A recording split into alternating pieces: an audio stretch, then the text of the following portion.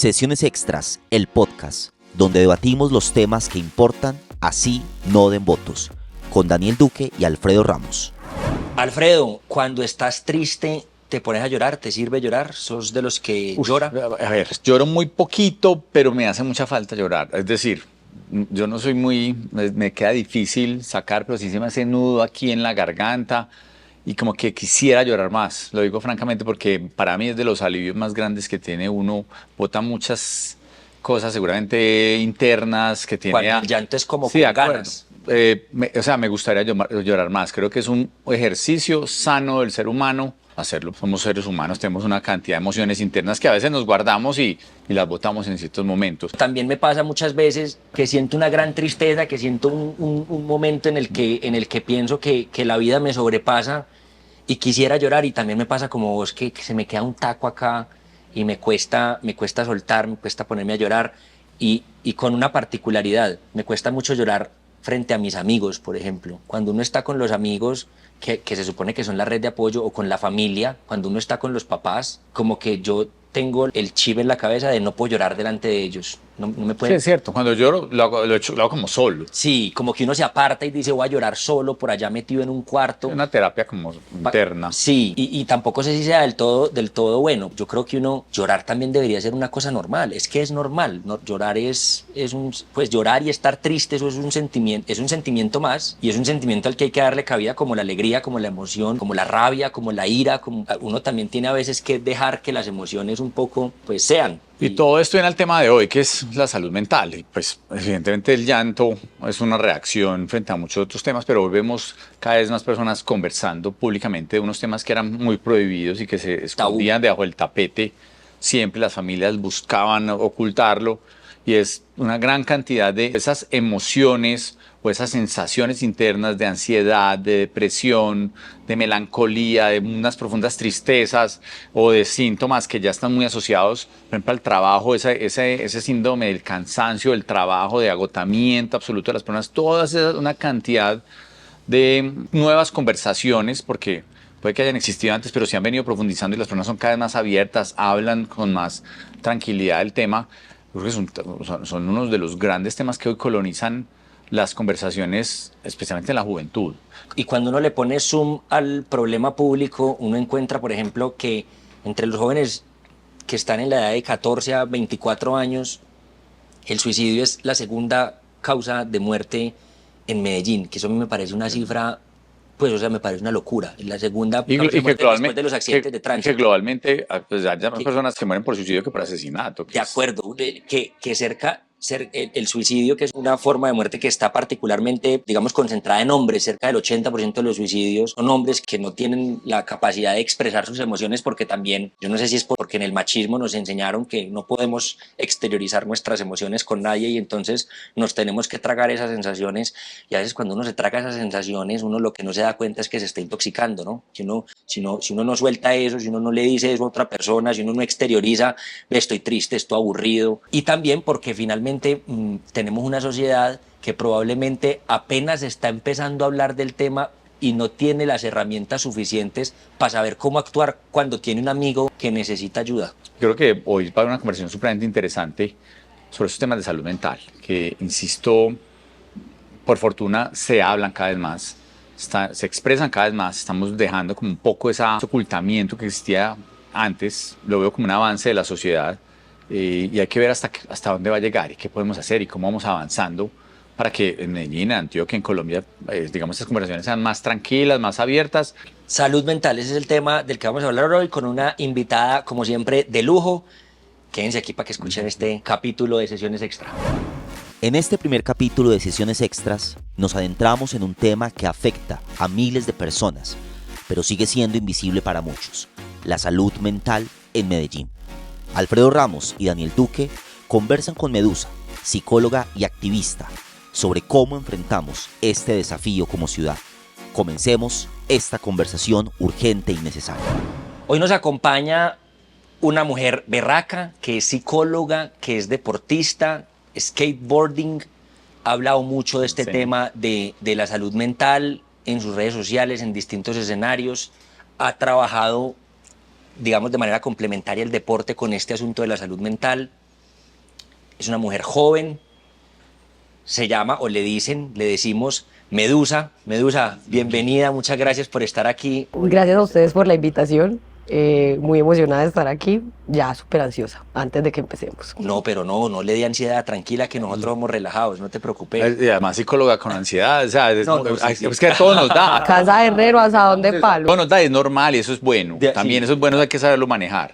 Querida, para entrar un poco en materia, ¿cuál es tu radiografía del tema de la salud mental en Medellín? ¿Cómo ves el tema de la salud mental en Medellín? Bueno, para hablar de salud mental en Medellín hay que tener en cuenta pues como varios elementos, unos contextuales, otros regulatorios en términos pues de lo legislativo y específicamente los fenómenos que estamos viendo con los cambios de generaciones que estamos viendo pasar por la ciudad. Entonces, por ejemplo, en términos de regulación, que es como la parte más gruesa y la que nos impide acceder al sistema, es que la salud mental es la cenicienta de la salud en Colombia. No hace parte de la ley, por decirlo así, universal, la salud, el derecho a la salud en esa forma como derecho fundamental, inalienable. O sea, que no está en el plan básico de salud. No, y a una persona si quiere asistir, por ejemplo, a un servicio de urgencias o buscar una cita psicológica, hay un montón de condiciones en las que simplemente no. Pero principalmente sobre ese elemento regulatorio o cómo lo pensamos, pues como en términos de cómo la política pública de la salud mental nos da como unas bases para ver cómo podemos atenderla y prevenir cualquier situación que pase. Es que es eso, es que es un esquema reactivo, no preventivo. O sea, nosotros no hablamos de desarrollo socioemocional, nosotros no hablamos de que tengamos un chequeo mínimo, digamos que las características físicas permitan tener una buena salud mental, porque es que yo no le puedo hacer terapia a un tumor, yo no puedo hacer terapia sobre una enfermedad de tiroides, sobre una enfermedad cardiovascular, que tiene un efecto en la salud mental, pero que nosotros normalmente asociamos las alteraciones emocionales a que pasan muchas cosas en la vida, a que a veces nos cuesta, digamos que, enfrentarnos a las cosas, nuestros, digamos que, estrategias de afrontamiento son más bien regulares en el sentido en que no hemos heredado muchas otras, entonces como que hay un montón de elementos que saltan, que uno dice como que no, la salud mental no es solamente psicólogo, psiquiatra, medicación. Hay un montón de elementos que tienen que tener garantías pues, para poder que haya salud mental. Entonces una lectura de salud mental más allá de lo regulatorio y teniendo en cuenta pues, el contexto de la ciudad de Medellín, una ciudad que se está transformando rápidamente, que pasamos de a ser de una ciudad más violenta del mundo a ser la ciudad más innovadora, ahora a recibir un montón de turistas, a que los chicos se empeliculen con el Valle de Software independientemente de si les gusta o no. Entonces es un movimiento demasiado grande para uno hablar como de que la salud mental desde una sola línea, ¿sí me hago entender? La salud mental en Medellín lleva en crisis muchos años. Desde el 91 la Universidad de Antioquia hizo un estudio muy amplio sobre cuáles son los principales elementos que aquejan a la ciudad de Medellín en términos de salud mental y una de las cosas que destacan son las mujeres. Nosotras tenemos muchas mujeres cuidadoras y ahorita hablabas de sobrecarga y dentro de la sobrecarga que uno puede encontrar en el trabajo hay un trabajo que no se remunera, pero que al ser trabajo también presenta sobrecarga y es sobrecarga del cuidador.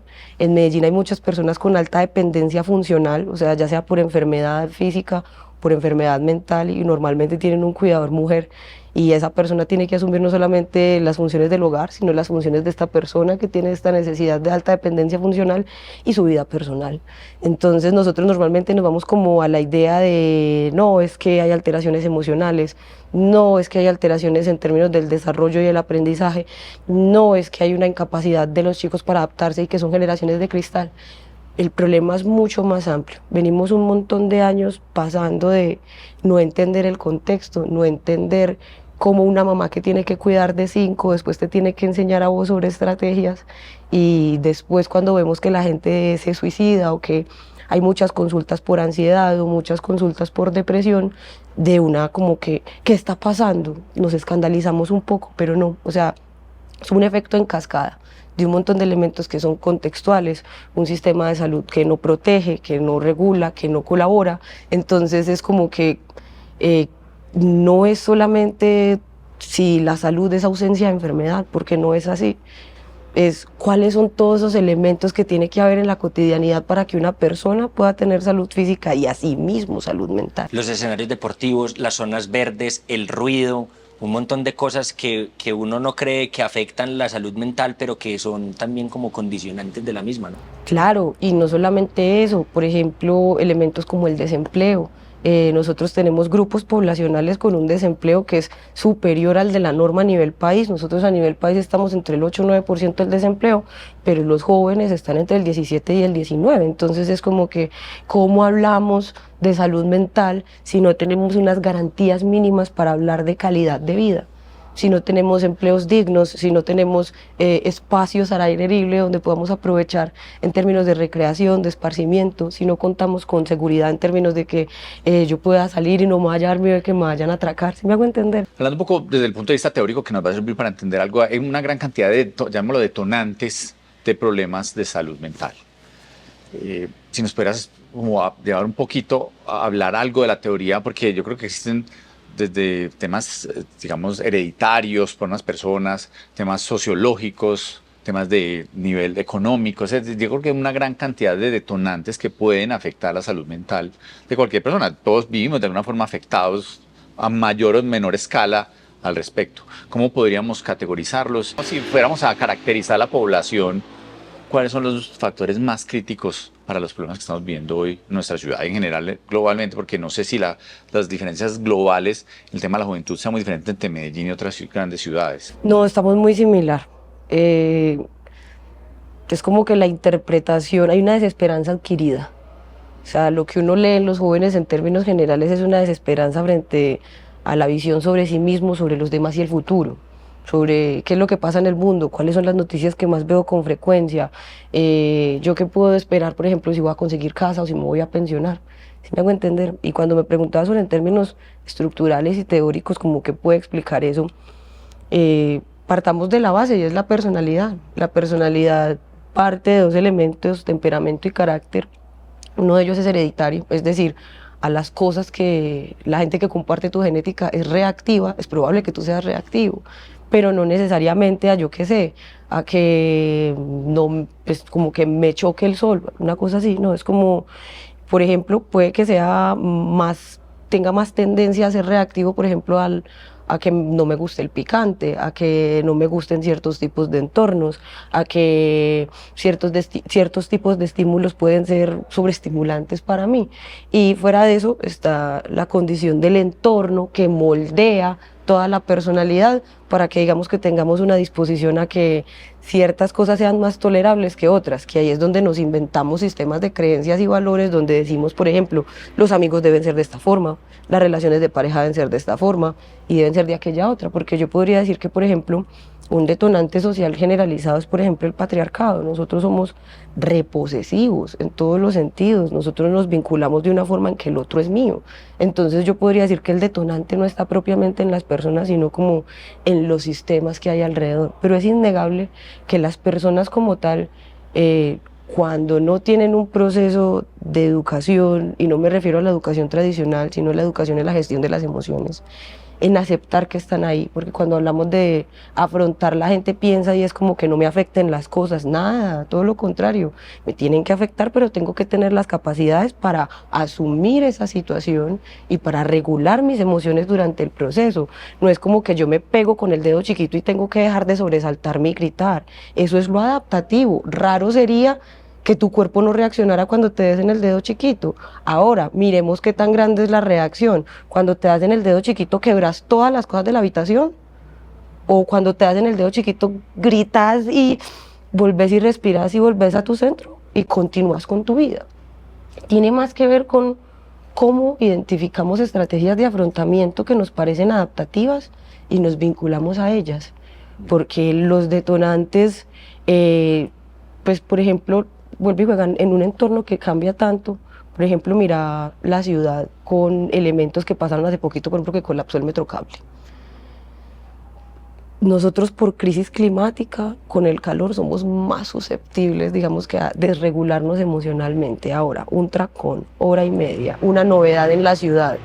¿Será que es que somos susceptibles a detonarnos o es que la ciudad tiene unas condiciones bien complejas que de verdad hacen que cada uno reaccione a lo que vive y de forma, digamos que adaptativa? ¿Por qué? Porque raro sería, vuelve y juega, que si me golpeo no no me queje del dolor, o raro sería que si tengo calor no busque la forma de refrescarme.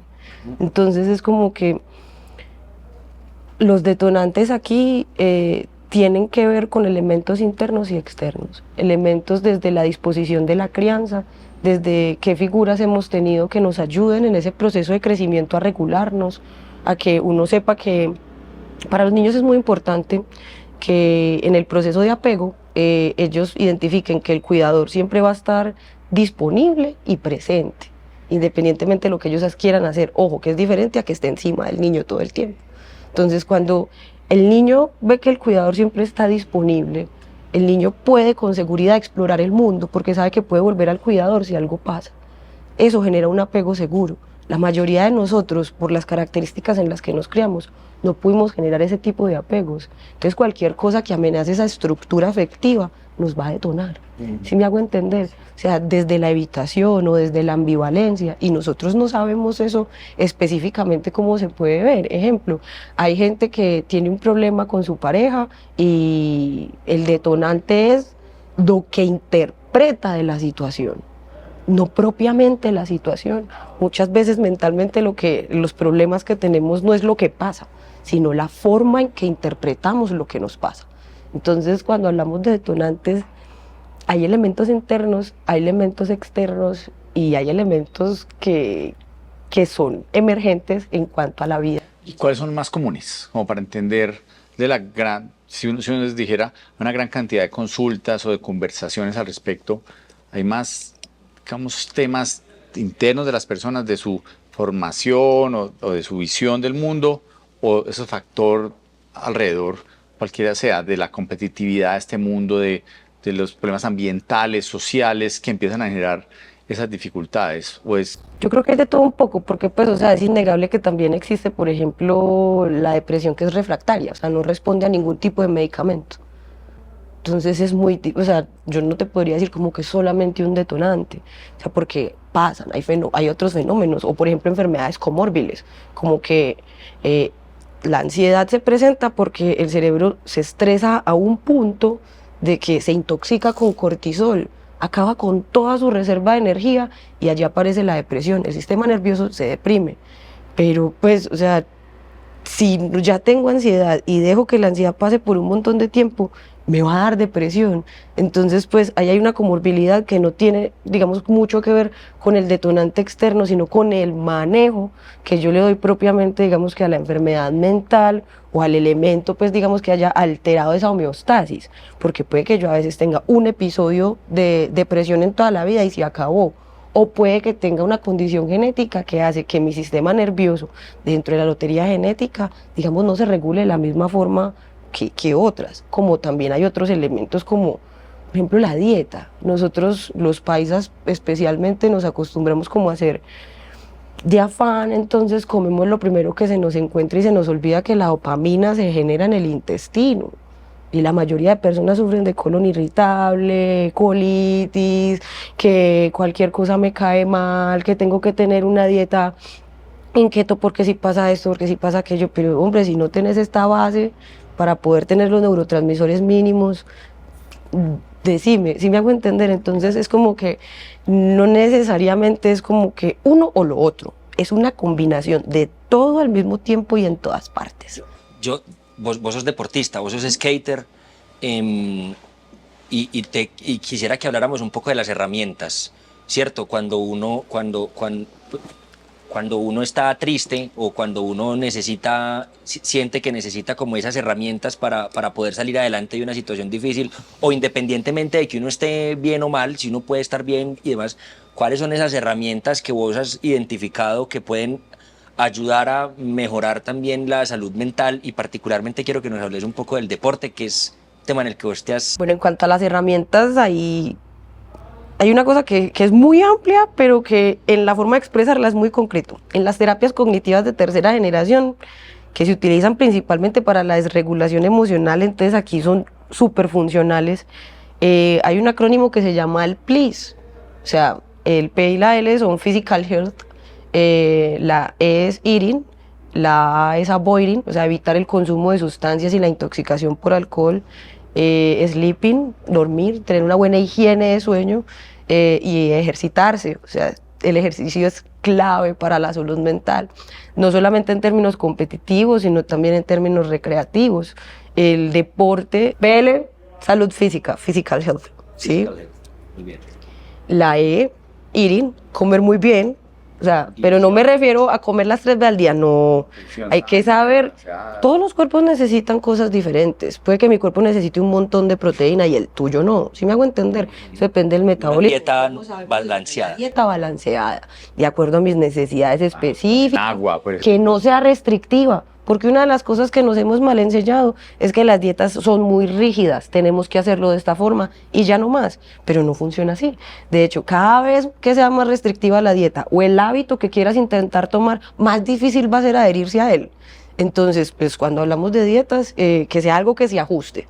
Listo, de salud física, comer, evitar, avoiding, evitar consumo de sustancias, pues en el sentido de que no te puedes intoxicar. Que es la primera sensación. O sea, no te puedes intoxicar. Está mal, uno lo primero que quiere hacer Creo que es ese es el beber, escape. beber. Porque las dos estrategias de afrontamiento que tenemos de base son confrontar o evitar. Alfredo hablaba ahorita de confrontar. Nos cuesta mucho como que atravesar las cosas, que es una forma en que no sea ni la una ni la otra. Es justo lo que me toca frente a cada problema, frente a cada situación anímica, pero nosotros queremos o nos llamos ya la carga y venga, yo voy y busco la pelea, voy y busco a ver con quién fue, a quién le voy a echar la culpa porque estoy activado emocionalmente yo. Sí. O evito, yo me hago el loco, yo mire WhatsApp, ahí está ese mensaje desde temprano, yo me voy a hacer el loco. ¿Sí me hago entender? Entonces es como que las estrategias de afrontamiento que normalmente tenemos. Entonces, avoiding, ok. Sí, entonces evitar la intoxicación. Ojo, no estoy diciendo que no pueden tomar cerveza ni nada, ni que no pueden consumir sustancias. O sea, el consumo lúdico existe en función de que reconozcas el tamaño de una dosis que te hace pasar bueno y no que te pases de ella o que abuses en sentido de la frecuencia, los espacios. ¿Sí me hago entender? O sea, de verdad que hay una forma adulta y responsable de evitar el consumo de sustancias. Mire que no eso lo prohíbe, pero evitar es la intoxicación. ¿Por qué? Porque es que si no tenemos las bases, que es un sistema nervioso regulado, va a ser muy difícil seguir a lo que sigue. Mira que por eso arrancan la salud física, de ahí sigue con la dieta, de ahí sigue evitando, de ahí sigue hablando de dormir, la higiene del sueño. Nosotros, Muy importante. horrible, por ejemplo, Manate, uno se despierta y lo primero que hace es coger el celular. Inmediatamente. Sí, el problema es que imagínate que en la mañana lo natural es que suba el cortisol para que no nos dé pereza levantarnos y nosotros no dejamos subir ese cortisol. ¿Por qué? Porque la gratificación inmediata está en TikTok, o está en Instagram, o está en Facebook, o está en Twitter. Las redes sociales. La gratificación inmediata está ahí, entonces no espera, el cuerpo no termina de despertarse como debe ser. Empezamos el día con el pie izquierdo y no entendemos por qué al mediodía tenemos un letargo horrible. De la higiene de sueño tiene que ver con todos los hábitos que hay alrededor del sueño, cada cuánto cambias la ropa de cama, cada cuánto cambias tu pijama, te acuestas después de ducharte y hacerte mascarillas y darte tu tiempo para prepararte para dormir. Dormir no es caerse en la cama y ya. Dormir no es donde vaya quedando. La profundidad del sueño. Con lo difícil que es conciliar el sueño también a veces. Y hay temas muy particulares y es porque la gente, como de verdad, hay muy poco entendimiento sobre cómo funciona la salud física y la salud mental, entonces no se entiende que hay un tiempo prudente para yo conciliar y hay un tiempo prudente para mantener. Si yo no concilié en 5 minutos, estoy haciendo una asociación conductual negativa con la cama, porque entonces ya la cama no es para dormir, sino para revolcarme en ella. Y por eso es que uno en la cama no debería sino hacer el acto amatorio y dormir, ¿por qué no más? O sea, de verdad, el cuerpo asocia con mucha facilidad las cosas a los espacios. Y si tú aquí estás con el computador, y si tú aquí estás con el celular, y si tú estás en el televisor, y si tú estás aprovechando para hacer un montón de vainas, la cama no va a ser el lugar que nuestro cerebro asocia a descansar. Es la más sagrada en el buen sentido. Sí, De acuerdo. sí. Entonces es bien importante el tema de la higiene de sueño, no solamente dormir, que la gente piensa que es dormir 8 horas. Ay, pero Las dos cosas sagradas. el ruido, el calor, nosotros podemos dormir frescos o no podemos dormir frescos. Entonces, por ejemplo, ahorita cuando hablamos de detonantes, mira eso, o sea, en Medellín estamos llegando a los 31 grados, o sea, todo el mundo está durmiendo como en un horno, entonces es bien difícil hablar de que la gente se regule. Claro, y ahora imagínate una semana de mal sueño, y así, Yo meses. duermo mal y tengo un pésimo día. O sea, eso es casi que automático. Es Sí, uno ya está, ya directamente está preparado para que le vaya mal. se casi. para uno con ganas Uno de pelear con con mala el primero que energía a encuentra. afrontar las cosas. Sí, claro que sí. Entonces es como que fuera de todo esto que tengo anterior, mira que lo último es el ejercicio. El ejercicio. Y listo. Porque tengo que tener una base. Si yo no he dormido bien, puedo hacer ejercicio. Soy más propenso a lesiones. Si yo no he comido bien, puedo hacer ejercicio. Soy más propenso a lesiones. Si estoy enguayabado o he consumido sustancia, puedo hacer ejercicio. Soy más propenso a lesiones. Lo mismo con la salud física. Nosotros de verdad pensamos que no es sino párese y juegue. Y es como que no somos muy conscientes de cómo el tiempo atraviesa el cuerpo y todas las implicaciones que de verdad tiene. Entonces, cuando hablamos de herramientas, arranquemos con esta base. Y cuando ya tenemos esta base, hablemos de actividad física recreativa. Son 30 minutos al día o por lo menos 3 días de ejercicios de alta intensidad de 1 hora. De que no tienen que ser como una obligación, pueden ser rutinarios. Es como la ciudad tiene muy buena oferta en ese sentido, en términos recreativos. Están las ciclorrutas nocturnas, están las rutas de baile, No tiene que están ver con toda la intensidad, una caminada. Claro, pues, salir a caminar con los amigos un fin de semana. Pues nosotros tenemos 7 cerros tutelares. En este momento hay una buena movida de ecoturismo, no solamente en Medellín, sino en Antioquia. Que no nos pensemos solamente el deporte como obligarnos a hacer burpees y a hacer sentadillas y a hacer abdominales, porque es lo mismo que con la comida. Si yo me imagino que la dieta está maluca, no me adapto a ella, no me gusta, yo nunca me voy a adaptar a hacer ejercicio. Pero si yo disfruto la actividad física, por ejemplo, vos que tenés hijos, disfrutar jugar con los niños, correr con ellos un poco, eso es actividad física. Me ponen a jugar fútbol todo el día, así que Entonces, pues, o sea, Y ni así ha aprendido. ya no quiero aprender ya de esta edad. pero es que todo mundo espera que uno también sea el Pío Valderrama y así queda muy duro. Pues. Y un tema fundamental es que creo que ha venido fortaleciendo mucho los temas del cuidado y de la socialización. Es decir, una de las grandes pandemias, ahorita hablamos de las redes sociales, pues la soledad, y es algo que se ha venido hablando mucho, y a pesar de que estamos en reuniones y vemos mucha gente alrededor, nos sentimos solos y estamos tristes. Es parte de muchos de los estudios que uno ve que han venido sucediendo, como una de las grandes pandemias, la soledad. Y es como, digamos, como sociedad empezamos a abordar esos temas conversando, pero además ayudando. Es decir, cómo incluimos más a las personas, que se sientan parte de algo más, de ir un poco más allá, que yo creo que este es un gran comportamiento físico, personal, un punto fundamental, y creo que es un gran generador, es la sensación que queda. Evidentemente pues no tengo los estudios ni soy capaz de comprobarlo, pero que la soledad y esa forma de sentirse aislado de la sociedad, o yo no estoy aquí, y las redes sociales también pueden aportar posiblemente mucho a eso, sentirme como yo tengo una vida muy miserable frente a lo que estoy viendo ahí, que muchas veces es una vida falsa, pero cómo afecta eso al comportamiento humano y a ese tipo de... Pues yo creo que me equivoqué ahora diciendo la palabra, seguramente le dije las enfermedades como la depresión o la ansiedad, que sería hasta bueno saber cómo se les debe decir. O padecimientos o dolencias o... No son enfermedades, o sea, son enfermedades. O sea, uno sabe que las cosas son patológicas cuando llegan a alterar varias esferas de tu vida, ¿sí me hago entender? O sea, y que ya van más allá de tu patrón conductual, de la forma en que te relacionas, ¿sí me hago entender? Especialmente hablando pues como de la ansiedad y de la depresión, no hay como tanto misterio, son trastornos del estado de ánimo. Ya, esa es la clasificación que se les da en sentido técnico. El DSM-5 lo tiene clasificado de esa forma, y no solamente en términos profesionales, sino que la gente es la que tiene más pudor con la palabra. Pues porque hay una vergüenza en aceptar la enfermedad mental todavía, a pesar de que haya tanto boom alrededor de ella. Está hablando de la soledad. Claro. O digamos que la socialización como un elemento importante, tan importante dentro de la... Ahí hay 2 elementos para revisar dentro del aislamiento social pre-COVID y post-COVID. Nosotros ya habíamos tenido en el mundo un antecedente de esto y de preocuparnos seriamente por ello. De hecho, hay un documental muy bueno que lo explica, se llama Swedish Theory of Love, y es qué pasó con los suecos después de la Primera y la Segunda Guerra Mundial. Unas poblaciones tan golpeadas, no solamente por la guerra, sino por vivir en unos climas bien adversos en la posguerra.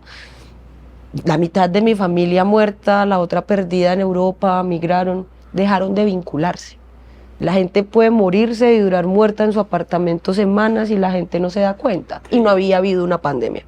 Entonces nosotros decimos, ¿el aislamiento tiene que ver con la pandemia? Sí y no, ya hay antecedentes. Cuando hay grandes, digamos que movimientos sociales históricos que conmocionan la humanidad a un nivel del tejido social, pasa eso.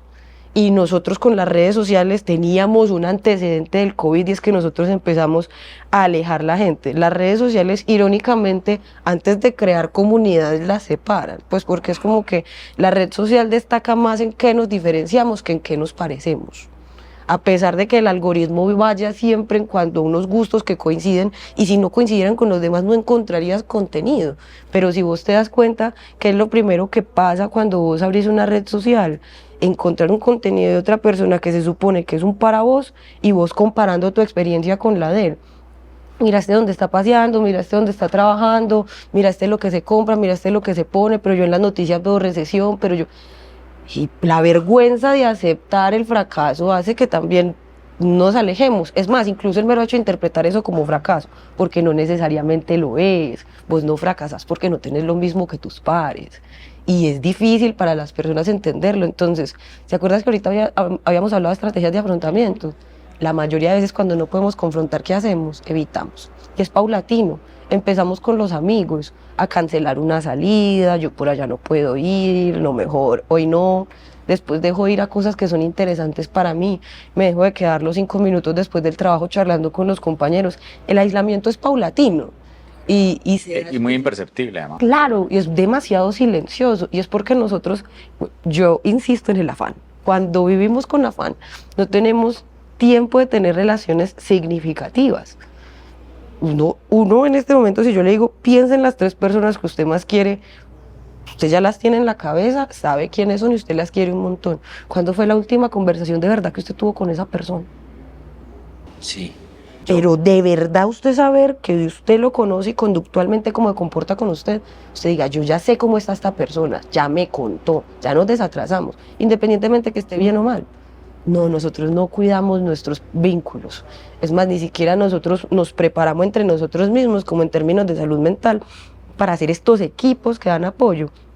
Por ejemplo, yo necesitar un primer respondiente, es decir, mi contacto de emergencia. Vos serías capaz de ser mi primer respondiente en salud mental, tener las capacidades de los conocimientos mínimos para saber, por ejemplo, si algún día hay que llamar a urgencias, qué son primeros auxilios psicológicos, cómo tener una conversación conmigo que desescale, yo qué sé, digamos que yo me quiero morir y que tú tienes que tener una conversación conmigo, ¿sabrías desescalar hasta que llegue alguien y te ayude?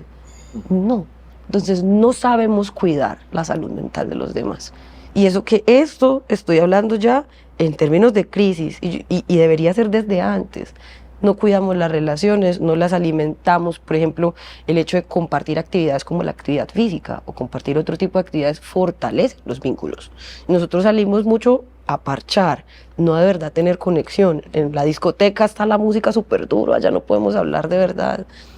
Y es muy complejo hablar pues del aislamiento en función de cómo es la dinámica, cuando nosotros de verdad todo el tiempo tenemos dinámicas que nos aíslan, o sea, que nos separan. Usted pertenece aquí y usted no. Entonces, el aislamiento, de hecho, se viene aumentando con las redes sociales, y a mí me gusta mucho una expresión que tiene Juan Carlos Rincón sobre eso, y es, o sea, estar conectados nos desconecta de nosotros mismos. Y nos desconecta de nuestra visión del mundo, de lo que queremos lograr, y se vuelve más el aspiracional estético, el aspiracional económico y el aspiracional ético de lo que quiero ver en los otros, que quiero tal vez ser yo, pero que no necesariamente va a ser así, pues porque también tenemos una obsesión bien rara con vivirlo todo. O sea, hay un afán de experiencias, tengo que vivir esto, tengo que vivir aquello, y si no estoy allá, qué fomo, no me lo puedo perder, qué voy a hacer, o me reviento con plata, me reviento como sea, es que no me puedo perder ese parche, es que va a ser una experiencia fundamental para mi vida. Como si la vida fueran las 4 horas que puedes estar en algún lugar y no los 70, 80 años que puedes vivir, digamos que dentro de la esperanza de vida que tenemos hoy. Hablemos un poco de los entornos educativos. Cuando yo estaba en el Consejo de la Personería, sacó un informe como en el 2022 que decía que de un año al otro habían aumentado en 273% las ideaciones suicidas en los colegios públicos de Medellín, lo cual me parece una auténtica locura. O sea, que de un año a otro aumenten en 273% las ideaciones suicidas. Yo no sé eso cómo lo midieron, pues, pero era un estudio que, digamos, la cifra la citábamos muchas veces para hablar del tema de la salud mental. ¿Cuál es el papel de las instituciones educativas? ¿Cuál es el papel del gobierno? Digamos, ya hemos hablado un poco de de los cuidadores, que en su mayoría son mujeres, ya hemos hablado del núcleo de los amigos, de la familia, pero también esos otros, digamos, esas instituciones, la institucionalidad, ¿qué papel juegan los gobiernos, el gobierno, la institución educativa? Pues lo primero, tener claridad sobre las rutas, pues porque el sistema educativo no tiene, o sea, una cosa es una alteración en el aprendizaje, que el sistema educativo debe estar equipado para acompañar a esa persona con un ajuste individual razonable hasta que pueda, digamos, que tener un desarrollo de vida en calidad y en equidad con sus pares. Pero cuando hablamos de salud mental a ese nivel, de esa cifra, yo apelaría más por nombrar esto como un problema de salud pública. Absolutamente. O sea, un sistema educativo, a un profesor que tiene 40, 50 muchachitos, yo cómo le digo que detecte entre todos. Muy duro. Pues los colegios manejan unos recursos ínfimos, al que más le dan 50, 60 millones para todo un año, y si no él lo gasta de aquí a septiembre le cortan, porque entonces no lo necesitaba, y ellos ahorrando con todas las fuerzas del mundo para poder tener útiles en enero. El sistema educativo no está hecho para soportar. Debería tener un enfoque preventivo, sí, dentro de los sistemas curriculares, dentro del diseño de aprendizaje que tenemos, dentro de los núcleos de conocimiento que tenemos, deberíamos tener un enfoque en el desarrollo socioemocional. ¿Por qué? Porque nos damos cuenta que las familias tampoco están equipadas y la gente dice, pero es que lo críe su mamá y que le enseñe a respetar a su mamá, pero y entonces si no está pasando, ¿qué vamos a hacer como ciudadanía? ¿No vamos a quedar de manos cruzadas? No, o sea, debería haber, si la educación va a ser complementaria, debería haber ese acompañamiento específico. Entonces, bueno, ¿cómo vamos a sacar una materia de gestión de emociones? ¿Cómo vamos a sacar una materia sobre funciones ejecutivas? O sea, cómo regular la conducta, cómo planear, cómo tolerar la frustración, cómo tener un pensamiento flexible. ¿Sí me hago entender? Entonces, es como que el papel que juegan ahí es desde cómo generar las rutas adecuadas para que el que tiene que responder responda y en los tiempos que tiene que responder. Por ejemplo, si yo tengo una alteración en este momento del aprendizaje, Reactiva. sí, o de la salud mental en general en un colegio, me van a remitir primero a las alertas del colegio y después van a ver si tengo que ir a una UAI, si me tienen que mandar a Metrosalud o cómo hacen la conexión con EPS, porque eso es otra cosa, eso no pasa. Entonces el colegio emite la alerta, pero la alerta llegó hasta ahí. De pronto aparecerá en el CIMAT, de pronto sabrán la psicóloga del colegio, que los cambian un montón y que tienen un montón de chicos. Por ejemplo, los colegios que tienen sede primaria y sede secundaria separadas, les toca un día en la primaria, un día en la secundaria, que se agarraron en el bachillerato, paila, les toca hasta mañana, si mañana no es sábado, porque si no hasta el lunes. Entonces es como que no hay rutas claras de cómo no solamente los profes y el personal administrativo de los colegios, sino los papás. O sea, si yo tengo en este momento un adolescente que yo le he visto cutting, que he visto que se corta, que se empieza a lastimar y que esa es la estrategia de enfrentamiento que tiene ahora para gestionar sus emociones, ¿yo qué hago como papá? No es solamente yo llevar a mi hijo a un espacio de atención, yo también debería en la institución educativa, mira, mi hijo se está cortando, o sea que en el salón ya hay cutting, ya deben estar conversando del tema, ¿qué vamos a hacer? Claro. ¿Sí me hago entender? O sea, no es tan bien lo que le pasa a mi hijo y ya. Tenemos una percepción de salud en las instituciones educativas como hasta las 12:30 responsabilidad del Estado, de las 12:30 en adelante, mire a ver usted qué hace. Entonces yo creo que la responsabilidad estatal es integrar los servicios que ya tiene. Por ejemplo, en Medellín hay una oferta bien interesante en términos de la recreación y el deporte con el INDER, no solamente en términos de lo competitivo, sino también de lo recreativo y de los estilos de vida saludable, desde los procesos como Muévase Pues, hasta las escuelas populares del deporte, hasta intercolegiados, que son elementos que son factores protectores, pero que esos factores protectores que van mucho antes de que pase una crisis no están conectados. Si me hago entender, por ejemplo, yo podría ver una población en riesgo y hablar con el INDER, ve, estos chicos están en riesgo de consumo, están en riesgo de hablar de este tipo de situaciones, pues por ejemplo, de los retos que hay en redes, de cómo incluso de hablar de autoestima, venga, es que en este salón hubo un caso de gordofobia, ¿cómo hacemos? O en este salón hay una persona con un trastorno de conducta alimentaria, que es todo lo que les estoy diciendo. son los trastornos más comunes y las enfermedades más comunes o las alteraciones más comunes de salud mental relacionadas con niños, niñas y adolescentes.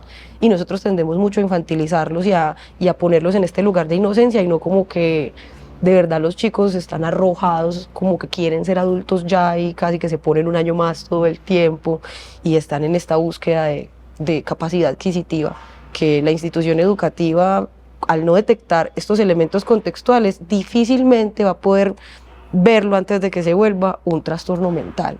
Entonces, una ruta con el sistema de salud, una ruta con los factores protectores y los terceros lugares, donde emparchan los chicos después de salir del colegio. Se quedan encerrados en la casa. ¿Qué puedo hacer yo ahí? O se van para otra parte, ¿para dónde se van? ¿Y qué hacen después? ¿Con quién se quedan? Porque uno dice, bueno, una actividad física, sí, pero muchas veces los papás están preocupados porque es que en la cancha, ¿quién está tan bien?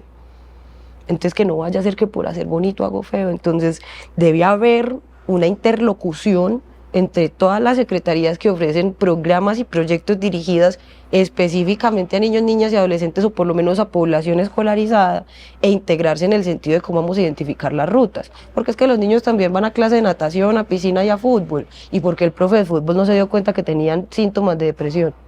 ¿Se me hago entender? Cuando uno habla de un problema de salud pública, se da uno cuenta a través del colegio porque es donde mayor pasan el tiempo, pero no es la responsabilidad del colegio. El colegio no tiene cómo.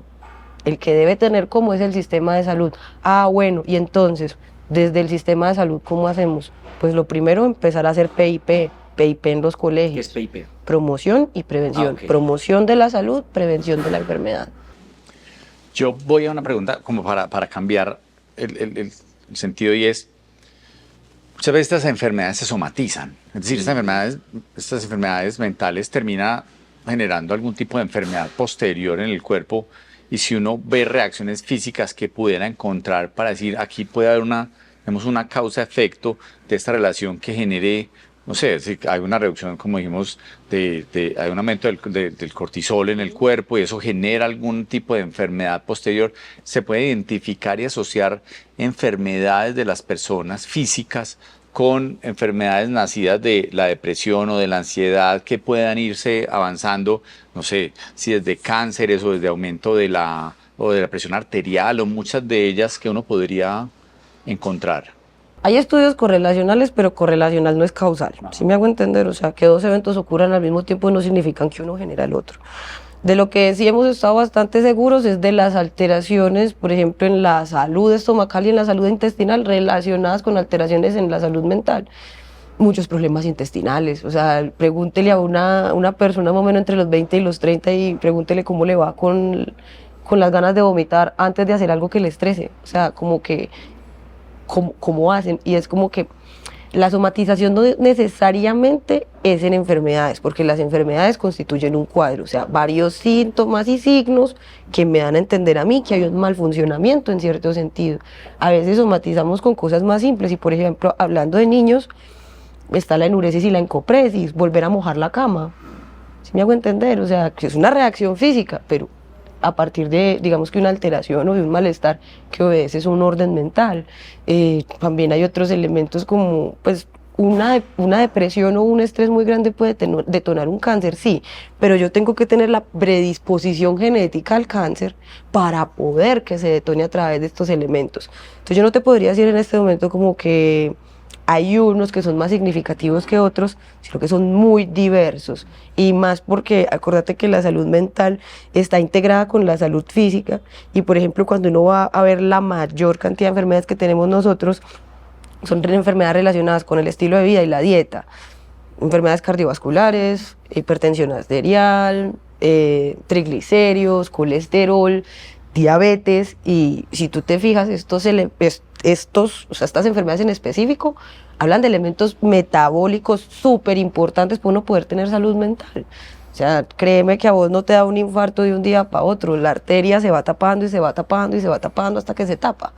Y créeme que en ese proceso en que se tapa una arteria o una vena, el cerebro puede dejar de recibir oxígeno. Y si vos tenés menos oxígeno, ¿qué puede pasar con el tejido cerebral? ¿Sí me hago entender? O sea, para que entendamos que es una cadena de sucesos y que no propiamente es una sola cosita que pasa. Y mucho más que el cuerpo, viene siendo como cuando no tenemos cómo expresarlo por la boca, cuando no tenemos cómo decirle a alguien qué es lo que nos está pasando, el cuerpo de una.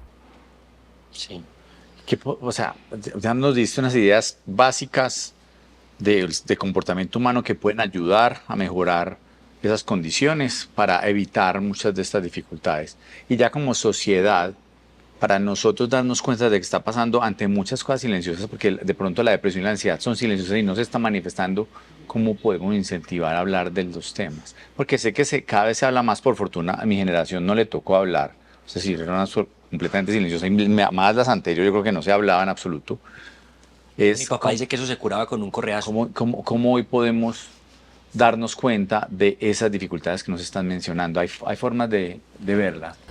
Para ir cerrando. Los paisas somos demasiado cotorros y nosotros no respondemos, o sea, nosotros cuando escuchamos al otro de una queremos responderle, nosotros no queremos escucharlo. Entonces lo primero es ser muy compasivos, o sea, de verdad como que yo sé que a vos te están pasando cosas, pero por un momentico pensá si al otro también le están pasando y por eso actúa de la forma en que actúa.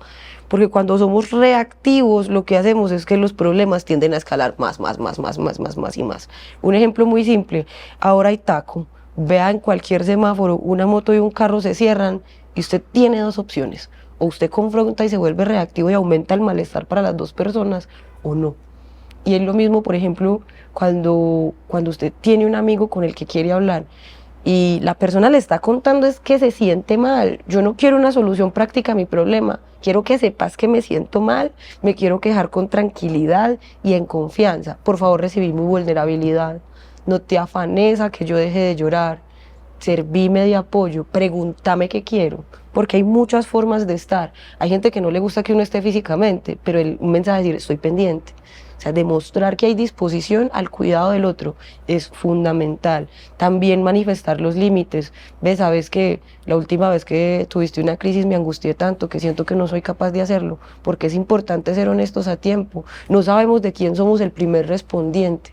Y es muy importante dejar esas reglas de juego claras para poder ser unos cuidadores efectivos. También crear redes de apoyo. El cuidado no debe ser de uno solo. Por eso somos una especie gregaria. El cuidado se puede repartir de muchas formas. No solamente la salida, sino también el tiempo de calidad. Cómo construimos vínculos seguros, afectivos y efectivos que puedan, digamos que, generar ese factor protector a las personas. Entonces, para generar todo este tipo de cosas, lo primero es dejar de ser reactivos, no respondamos, escuchemos primero. En el jazz hay un dicho muy bonito y es: escucha, adáptate y avanza. Escucha, adáptate y avanza. Intenta hacerlo con las demás personas, que yo creo que por lo menos con eso vamos a poder construir unas redes y unas comunidades mínimas que nos permitan que haya bases para la salud mental de todos. Pues Medusa, muchas gracias de verdad por este espacio, por esta conversación. Me parece que es fundamental hablar de este tema. No puede seguir siendo un tabú. Creo que tenemos todavía un reto gigantesco en abordar las problemáticas de salud mental. Quiero también agradecerle a Books, que nos abre este espacio tan maravilloso para poder desarrollar este podcast. Hay distintas membresías en Books para que puedan comprar sus libros, para que puedan, mejor dicho, disfrutar de la lectura, que es una cosa que nos apasiona muchísimo. Que ayuda también, yo creo, que a los temas de salud mental. Claro que sí. Y bueno, entonces, pues hasta el próximo capítulo. Sí, hay muchos más temas que tendremos que tocar. Y bueno, un abrazo muy grande. Sí, gracias, Medusa. Ahora llega Asuntos Varios. Nos sumergiremos en lo que está pasando hoy en la política, la coyuntura, los debates y lo que está moviendo a Medellín y a Colombia. Alfredo, un tema que te tocó a vos cuando eras senador, que estaba muy candente, que tal vez fue el tema del cuatrenio, fue el acuerdo de paz. De acuerdo. Hoy, hay gente que todavía habla de eso. Hoy año 2024, ¿cuál es tu balance del acuerdo de paz? Desde el punto de vista, yo lo diría como con dos visiones, una positiva y una negativa. Yo le diría, hay una parte positiva que creo que hay una reducción de violencia en algunas zonas del país. Y eso es un punto importante. Uno, evidentemente, hace, 25 años no era fácil transitar por muchas zonas de Colombia, no teníamos acceso a muchos lugares y efectivamente eso cambió mucho, pues a raíz yo creo que de un tema previo de un tema de seguridad fuerte en el gobierno Uribe y después un acuerdo que fue fruto finalmente de esa disminución de la violencia. Le veo un tema negativo y es que creo que un pésimo ejemplo es, entre usted más agresivo sea contra el Estado, más posibilidades tiene de tener un montón de beneficios. Y lo vemos hoy todavía con el ELN, con los clan del Golfo, hay un montón de grupos pues al margen de la ley que se sienten empoderados y de pedir lo que les venga en gana, y unos gobiernos que lamentablemente terminan siendo obsecuentes con eso, y es como, venga, yo compro, pues yo pongo plata, gasto recursos públicos para comprar silencios, y finalmente uno no ve mucha disminución en ciertas zonas también del país, donde al contrario hay un crecimiento de la violencia y del control territorial del grupo al margen de la ley. Entonces yo tengo digamos, con una visión optimista en algunos puntos. No, pues quiero ser objetivo, no quiero pues llenarme de eso es malo, ha sido malo, no, yo creo que he tenido una visión, y fíjate, creo que internacionalmente también le ayuda a Colombia para que la gente diga, volvamos a Colombia, ese país es para mirar, y mucho del aumento del turismo viene como con la visión de que hubo un acuerdo de paz en Colombia. Creo que eso hay que darle el tema positivo, pero insisto, creo que la implementación de los acuerdos y de todas las políticas que se propusieron en su momento deja mucho que desear. Creo que... ¿Cuáles eran las críticas más gruesas que vos tenías en su pues, momento? Es decir, nosotros dijimos, pues pensaba yo, hombre, reparación a las víctimas que salga del bolsillo de sus victimarios. Yo creo que eso ha quedado completamente en deuda. Yo creo que hay un tema muy profundo no sé a quién va a terminar respondiendo económicamente, si todos los colombianos con nuestros impuestos vamos a reparar las víctimas de los victimarios. Me parece algo injusto, y como no se le exige absolutamente nada. Creo que fue un mal ejemplo la de participación en política como tan abierta, sin ningún tipo de cortapisa. Yo creo que ahí hubo un error. Pues también creo que la parte buena es que estamos viendo que son un fracaso como políticos, pues, es decir, la mediocridad del partido político de Comunes no tiene ninguna... Yo creo que no tienen ningún tipo de discusión. O sea, finalmente también mostraron su cara de que no eran unos grandes ideólogos y que estaban luchando por que estaban buscando algunas causas. Pues me parece que la forma de acceder a la política, regalarle cargos, ojalá hubiera sido un poco más meritoria en el buen sentido, con personas competentes que hubieran tenido que luchar, porque si no queda ahí como un letargo ahí complejo al respecto. Y hay temas, han sido muy lentos, digamos la JEP creo que ha sido supremamente lenta en todos los sentidos. La JEP, no sé, es que cuánto llevamos con la JEP y no ha habido unas condenas concretas de ningún tipo, y como con unos personajes que uno pudiera tener algún tipo de visibilidad. Me parece que es una burocracia que se pudo haber reducido mucho y ser más eficiente en muchos sentidos. Creo que hay mucho por decir al respecto. Y hay unos que yo creo que nacieron casi que fracasadas, como el tema de la reforma rural o reforma agraria, como le quieran llamar. Donde no sé si ese sea el camino, no sé si Colombia es un país que todavía va a estar pensando en los campesinos, o yo no sé si en Colombia quieran seguir cultivando la tierra.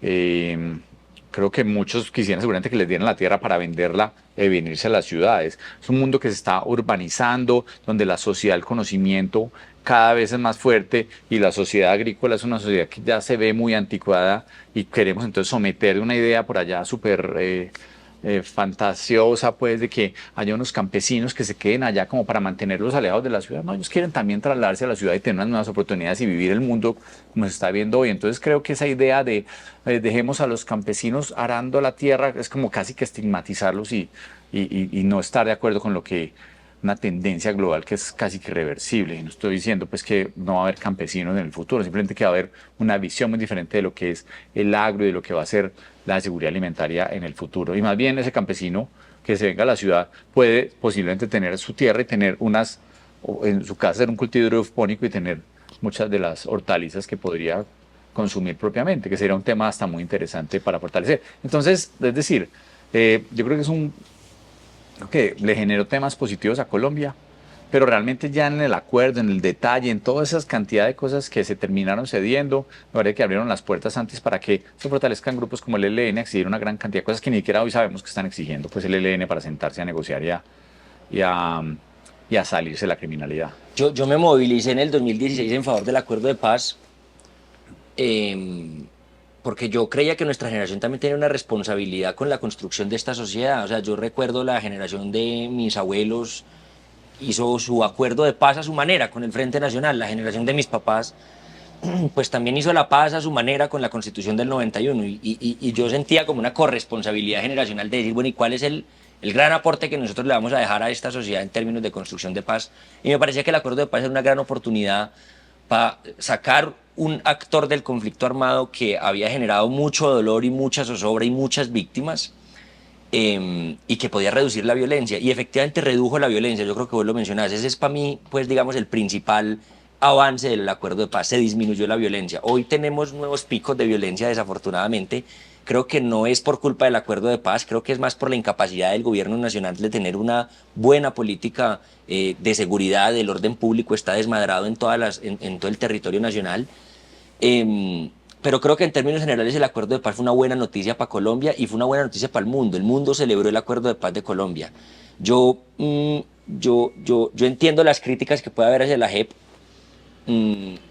pero es que finalmente el problema del conflicto armado colombiano es tan grande y digamos los delitos son tantos y las víctimas son tantas y la dificultad y el tiempo en el que ocurrieron esos hechos victimizantes fue tan atrás que pues entiendo que sea difícil para un tribunal avanzar a la velocidad que uno quisiera que avanzara, y más aún teniendo en cuenta que es que aquí ningún tribunal especial que se haya creado ha arrojado extraordinarios resultados. El Tribunal de Justicia y Paz que se creó en el acuerdo de los paramilitares tampoco trajo pues resultados rimbombantes y pomposos. Yo creo que la impunidad también ha reinado mucho en todo lo que pasó con el paramilitarismo. Pero digamos, al menos los cabecillas de alguna forma terminaron pagando sentencias, algunos fueron extraditados, ya pues ya son unos grandes referentes. Terminaron extraditados, pero no pagaron, digamos, sus condenas en... No, que es, pues, digamos que parte del acuerdo era eso, uno sabía que tenía que ceder ciertos pasos y yo creo que todos estábamos de acuerdo en que frente a las FARC había que hacer ciertas concesiones, sí, evidentemente. Lo que pasa es que yo creo que ya llegaron a unos niveles exagerados de concesiones y eso genera hoy que haya unas disidencias FARC y un ELN fortalecido, que era finalmente personas de las FARC que se cambiaron de camiseta para el ELN y hoy tenemos un ELN fortalecido, muchos que migraron hacia Clan del Golfo, una gran cantidad de grupos al margen de la ley. Es decir, si uno ve el volumen de personas que están en los grupos criminales en Colombia, sigue siendo un número bastante amplio. Pero esto es porque considero yo que hay un incentivo perverso a decir, yo me mantengo en la criminalidad, me voy tapando de plata, no tengo que después, o sea, después negocio, vemos cuándo, eventualmente negocio si no me agarran y me beneficio económicamente y después de pronto pago unos tiempos que quién sabe cuánto con esas justicias tan lentas que es un fenómeno que pasa también, digamos, siempre que hay un fenómeno de desmovilización, siempre hay una parte de quienes se desmovilizan que terminan cambiándose de bando. Eso también, cuando se acabaron las Autodefensas Unidas de Colombia, nació el Clan del Golfo a los 15 días, pues digamos, pero yo creo que en términos generales el acuerdo de paz era importante y era necesario. Ahora, creo que la implementación ha sido un desastre. Lo dice el Instituto Kroc, pues, que está encargado de hacerle seguimiento a cómo va la implementación de cada uno de estos puntos. El tema de reforma rural integral, que no me parece que sea nada revolucionario, es simplemente cumplir con la Constitución y la ley, que es actualizar el catastro multipropósito, que es mejorar las condiciones de tecnificación del campo y de la zona agraria, pues eso va súper mal. Que no necesitaba, pues, acuerdo con la paz. Sin duda, pero si se logró... Si eso era lo que querían que firmaran los señores de las FARC para que se desmovilizaran, pues bienvenido, digamos, no tenía mayor problema. Pero en cambio sí creo que ha habido un problema de voluntad política muy grande. Por ejemplo, el gobierno Duque llegó, yo me acuerdo que lo primero que hizo el gobierno Duque fue presentar las famosas objeciones a la JEP. Yo decía, pero qué necesidad de seguir concentrándose eternamente en el mismo problema de que si me gusta o si no me gusta el acuerdo de paz, avancemos y tratemos de mejorar frente a lo que tenemos. Y también... debo decirlo, creo que este gobierno, que uno esperaba que se encargara de implementar el acuerdo de paz, pues todo lo contrario, lo dejó arrinconado allá a un lado y como Petro pues es un megalómano, pues entonces necesitaba construir su propia política de paz, la paz total, que ha terminado siendo un fracaso. Y con riesgo de corrupción grandísimo, como ya hemos visto, sin pues, duda, pues sin duda. tipos pagando pues para que les oficialicen su creo que en negocio. Eso estamos pero de bueno, acuerdo. En eso estamos de acuerdo, las críticas a la paz total. Cerramos hoy esta sesión de sesiones extras. Muchísimas gracias a todas las personas que nos ven en redes sociales. Ayúdenos a multiplicar este mensaje, los temas que no dan voto, los temas que no va a hablar en la agenda pública los gobernantes, porque es más fácil hablar de conciertos, de iluminaciones, de ciertas muchas cosas, de eventos deportivos. Queremos hablar también de esos temas aunque muchas relaciones también tienen eventos deportivos con la salud mental, pero finalmente entendemos que hay que hablar de temas que nos están hablando. Mil gracias siempre por la audiencia, por multiplicar el mensaje y nos esperamos en un próximo capítulo. Un abrazo, chao. Gracias por acompañarnos en este episodio de Sesiones Extras. Si te gustó la conversación de hoy, no olvides suscribirte, dejarnos tu opinión y compartirlo. Nos escuchamos en el próximo debate, donde seguiremos hablando de los temas que realmente importan a Medellín.